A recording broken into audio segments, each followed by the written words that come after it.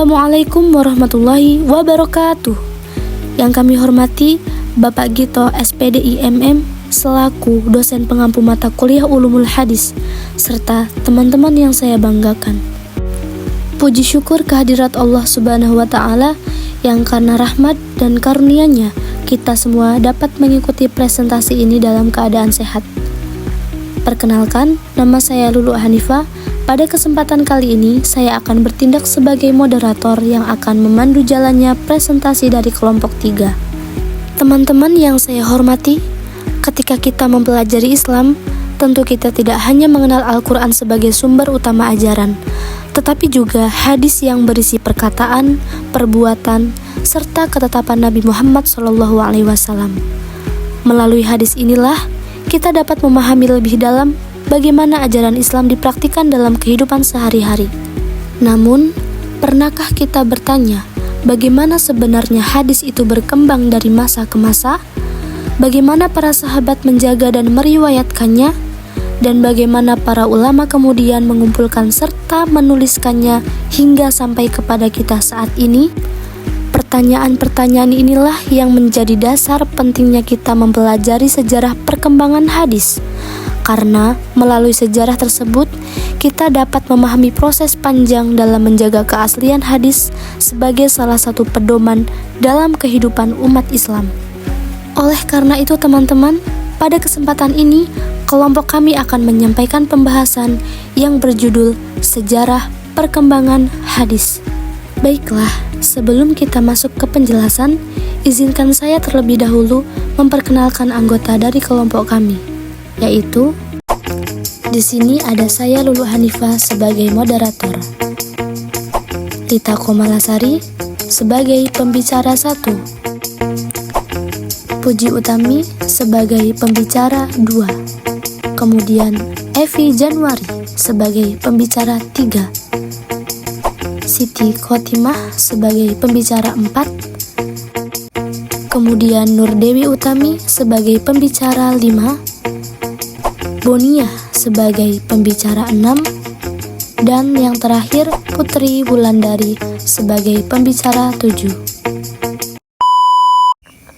Pendahuluan. Hadis merupakan sumber hukum Islam yang kedua setelah Al-Quran. Hadis berisi perkataan, perbuatan, dan ketetapan Nabi Muhammad SAW yang menjadi pedoman bagi umat Islam dalam menjalankan kehidupan sehari-hari.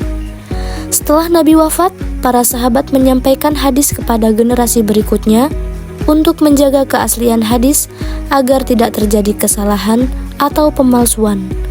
Para ulama melakukan berbagai usaha untuk mengumpulkan, meneliti, dan membukukan hadis. Proses ini berlangsung dalam beberapa tahap yang dikenal sebagai sejarah perkembangan hadis. Selanjutnya akan disampaikan oleh Rita Komalasari. Selanjutnya, pengertian dan fungsi hadis. Hadis adalah segala sesuatu yang disandarkan kepada Nabi Muhammad SAW berupa perkataan, perbuatan, ketetapan, dan sifat beliau. Ada beberapa fungsi hadis, antara lain yang pertama menjelaskan ayat-ayat Al-Quran yang masih bersifat umum. Yang kedua, menegaskan hukum yang terdapat dalam Al-Quran. Yang ketiga, menetapkan hukum yang tidak disebutkan secara jelas dalam Al-Quran. Baik, selanjutnya akan dilanjutkan oleh Puji Utami. Baik, saya lanjutkan sejarah perkembangan hadis. A. Masa Nabi Muhammad SAW 610-632 Masehi. Pada masa Nabi Muhammad SAW, hadis disampaikan langsung oleh Nabi kepada para sahabat. Para sahabat biasanya menghafal hadis karena pada masa itu kemampuan menghafal sangat kuat. Pada awalnya, Nabi sempat melarang penulisan hadis agar tidak bercampur dengan Al-Quran. Namun, kemudian Nabi mengizinkan beberapa sahabat untuk menulis hadis. Contohnya, Abdullah bin Amr bin Ash yang memiliki catatan hadis bernama Asy-Syaifah Asy-Syidik. Pada masa ini, hadis dijaga melalui hafalan para sahabat dan pengamalan dalam kehidupan sehari-hari. Selanjutnya akan dilanjutkan oleh Evi Januari. Saya lanjutkan B. Masa sahabat 632 sampai sekitar 100 Hijriah. Setelah Nabi Muhammad SAW wafat, para sahabat menjadi sumber utama dalam penyampaian hadis. Para sahabat sangat berhati-hati dalam meriwayatkan hadis agar tidak terjadi kesalahan. Para sahabat juga melakukan perjalanan ke berbagai daerah untuk menyebarkan ajaran Islam dan hadis Nabi.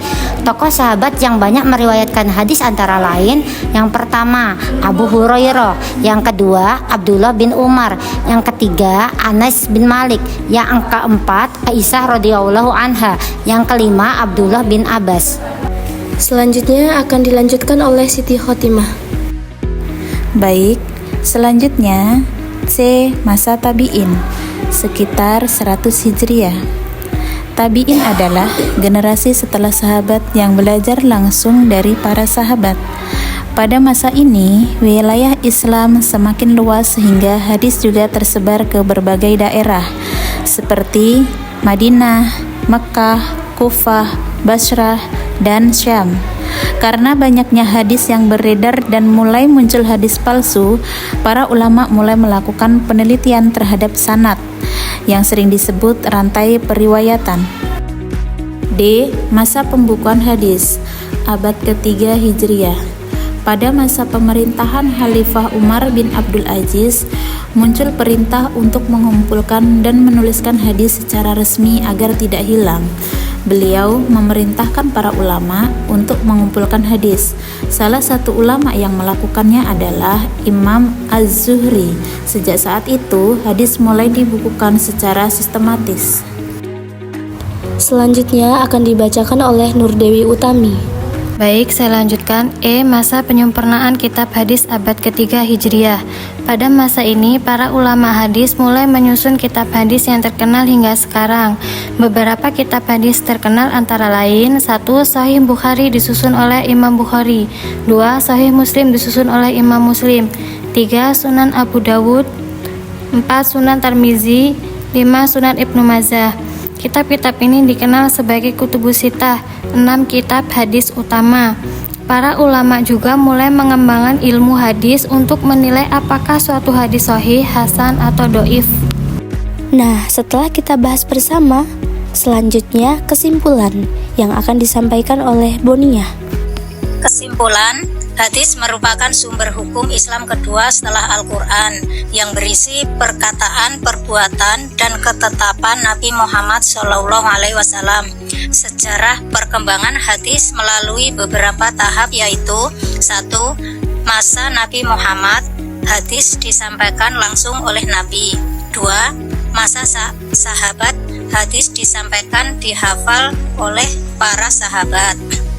3. Masa tabi'in, hadis mulai diteliti dan disebarkan lebih luas. 4. Masa pembukuan hadis pada masa Umar bin Abdul Aziz. 5. Masa penyusunan kitab-kitab hadis oleh para ulama. Melalui usaha para ulama tersebut, hadis dapat terjaga keasliannya hingga sekarang. Selanjutnya daftar pustaka yang akan dibacakan oleh Putri Wulandari. Daftar pusaka Al-Khatam Mana 2005, pengantar studi ilmu hadis, Jakarta Pusat. Al-Kausar Asy-Siddiq Hasbi 1997, sejarah dan pengantar ilmu hadis, Jakarta Bulan Bintang. Abu Yusbah Muhammad 1992, Ulum Al-Hadis, Kairo Dar Al-Fiqh. Demikianlah penjelasan yang dapat kami sampaikan mengenai sejarah perkembangan hadis. Kami menyadari bahwa dalam penyampaian presentasi ini masih terdapat kekurangan. Oleh karena itu, kami sangat mengharapkan kritik dan saran yang membangun agar kedepannya kami dapat menjadi lebih baik lagi. Sebelum kami mengakhiri presentasi ini, izinkan saya menyampaikan sebuah pantun penutup. Pergi ke taman memetik melati, melati putih harum baunya. Jika ada salah kata dari kami, mohon maaf sebesar-besarnya. Akhir kata, wassalamualaikum warahmatullahi wabarakatuh.